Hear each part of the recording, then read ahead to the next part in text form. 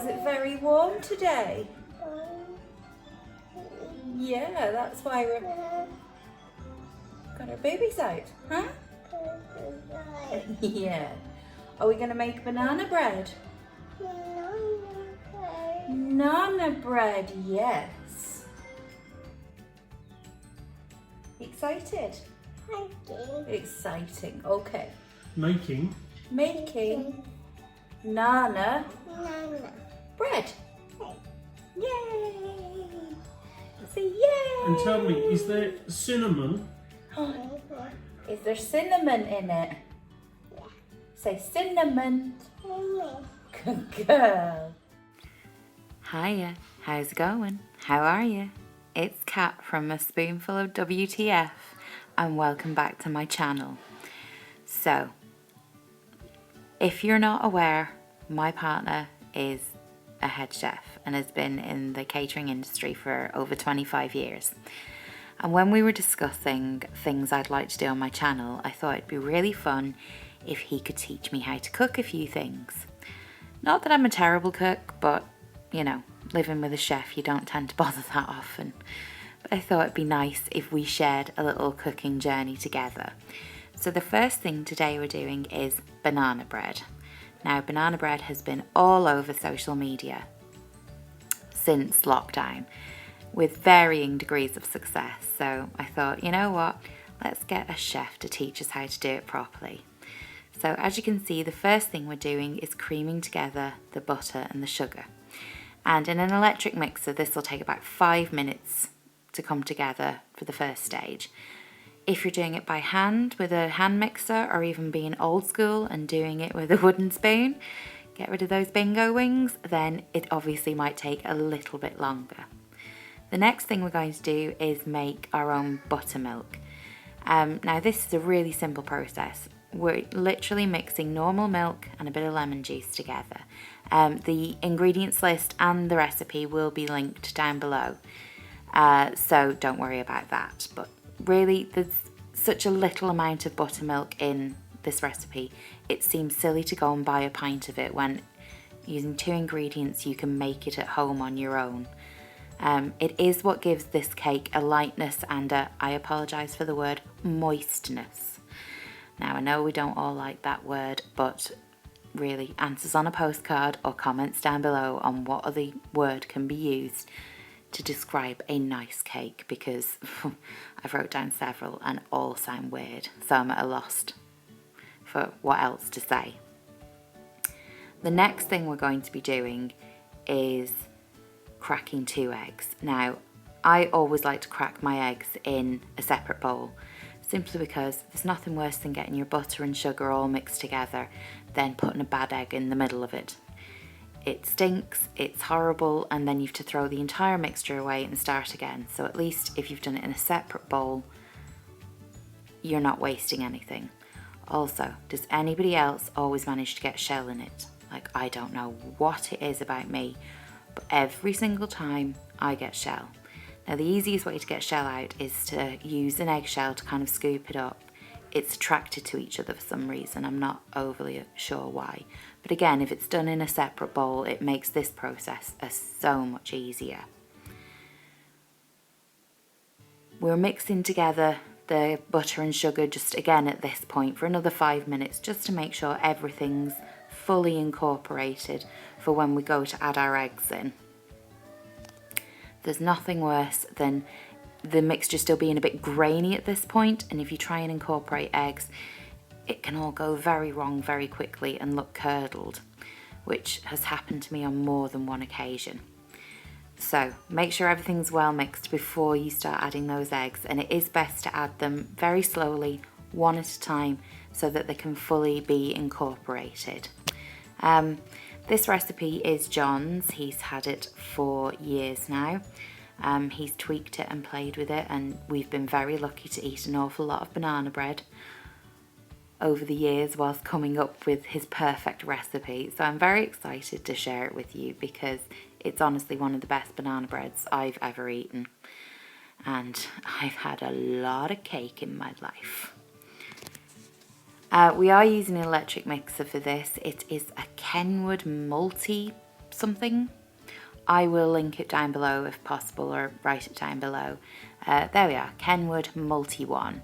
It's a brilliant machine. It comes with this bowl, like a mix, yeah, what do you call those things?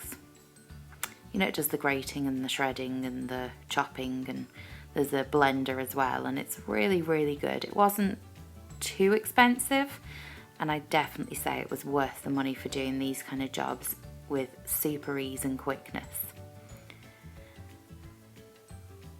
And the next thing we're going to move on to is mashing 3 bananas together. Now, the riper the banana, the better, i.e. if it's nearly black, it's good for banana bread. So I think that's a mistake a lot of people tend to do, is use underripe bananas, and they're kind of harder to mash, they don't incorporate as well, and it just ends up being a little bit stodgy. So great use for the black bananas. So to our eggs, butter and sugar, we're going to add our buttermilk. Now, as I said before, it's only 2 ingredients, and you leave it to sit for maybe 5 minutes. Give it a quick kind of whisk with a fork, and it will soon become buttermilk.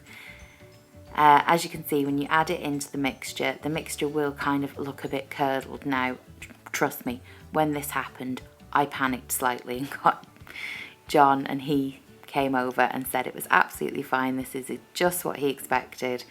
So don't panic. Once you add the bananas, again, it still looks a bit dodgy. Like, I was kind of second guessing him at this point, and I shouldn't have done. It's absolutely how it's meant to look, and it will work, I promise you. The next thing we're adding is vanilla extract. Now, please make sure it's extract, that's actual vanilla. Vanilla essence is just a chemical component, and it's horrid.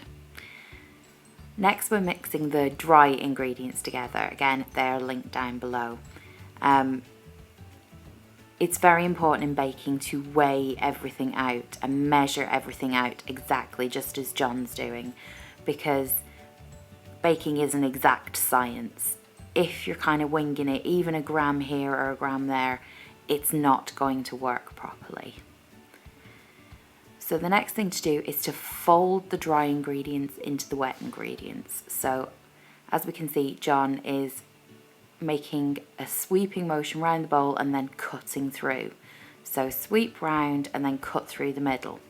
Then he's doing a figure of 8 quite quickly, just to kind of incorporate a bit of the bottom stuff really. So swipe round and up through the middle, then a figure of 8. Once it's kind of coming together, you can give it a quick mix. The last thing you want to do is mix and mix and mix and mix, because you're just beating all the air out of the mixture that you've just put in. So as quick as you can do this process, it will be the best cake. So this is the finished batter when it's done. Everything nicely mixed in. You shouldn't be seeing any little flour pockets or anything. If you do, give it another little mix. I forgot to record him preparing the loaf tin, so I'll have to put that in the next video, because honestly his quick method of doing it is incredible. It normally takes me half the time of making the bloomin' cake as it does to line the tin, whereas his was like bish bash bosh, done. As you can see, he's getting all the mixture out the bowl and just scraping it into the tin and levelling it out. You want to put this in the oven for about an hour at 160 degrees, and do not open the door. If you do, your banana bread will sink and you've just wasted all that time for nothing at all. As I say, we used an electric mixer, so there's very little washing up, but really even if you did it with a hand mixer or a wooden spoon, you're not going to have that much to do. Once the cake has had its hour, you bring it out and put a skewer in it. Now if that skewer comes out clean, the cake's done. If it's a little bit wet, you need to put it back in for another 5 minutes or so.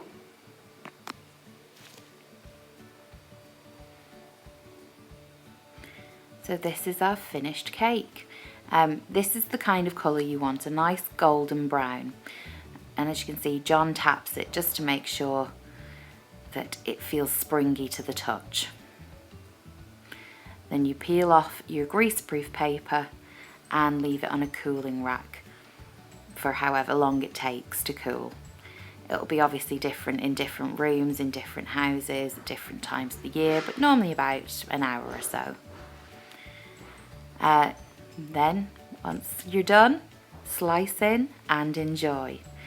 I like to have my banana bread with a cup of tea, but as you can see in the background, perhaps Chef decided that after all his hard work, he wanted to have a Carlsberg with his. You can see from the cake, it's nice and springy, nice and light, and evenly distributed. And that's the perfect banana bread. I hope you enjoy. Subscribe down below.